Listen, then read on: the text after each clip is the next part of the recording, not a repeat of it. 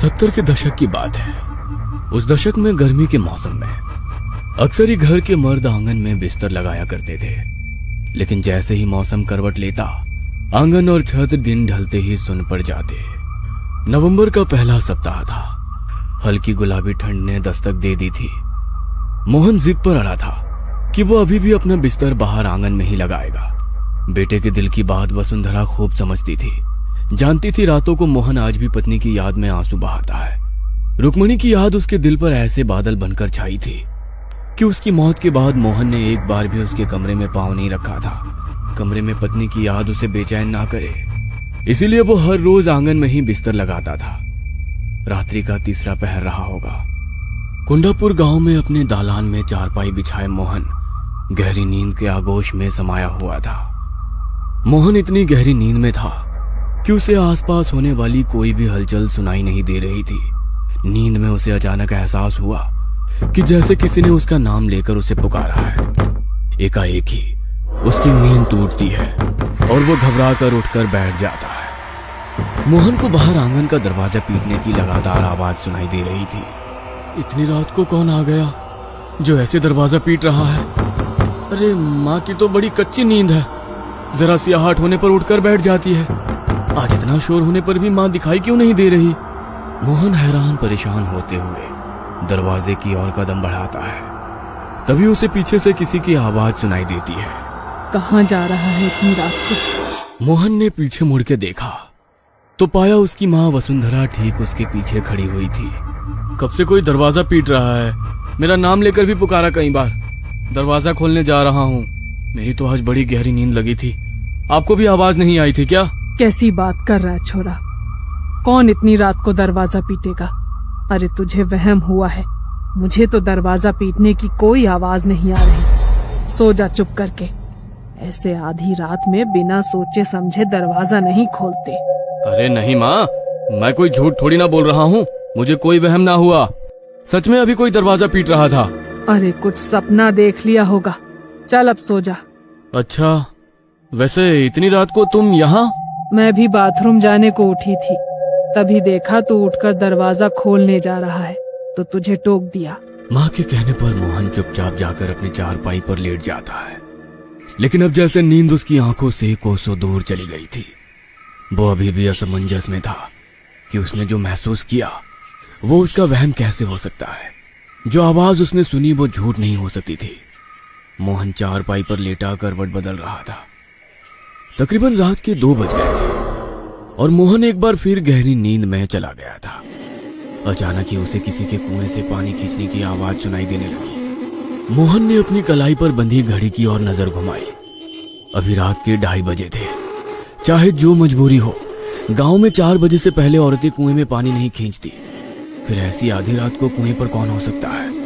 एक बार फिर मोहन अपनी चारपाई से उठ खड़ा हुआ और धीमे कदमों से आंगन के दरवाजे के पास पहुंचा।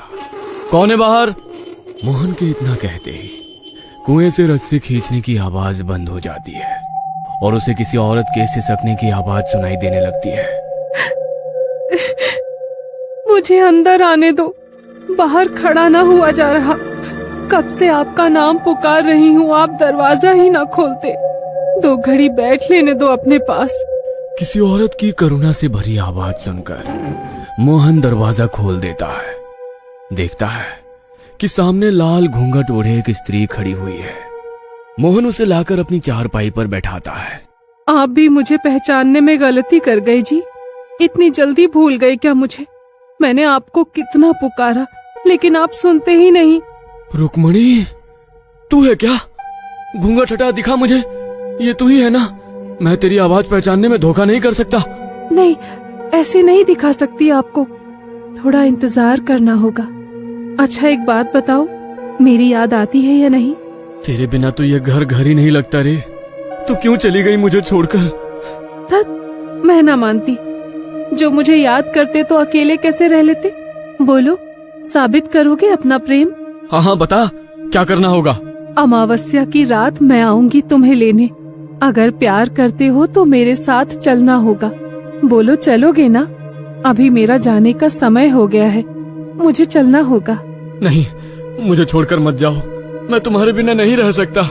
मेरे पास बैठो ना कुछ देर। ठीक है, मैं वादा करती हूँ, फिर तुमसे मिलने आऊंगी। बस किसी से कुछ कहना नहीं।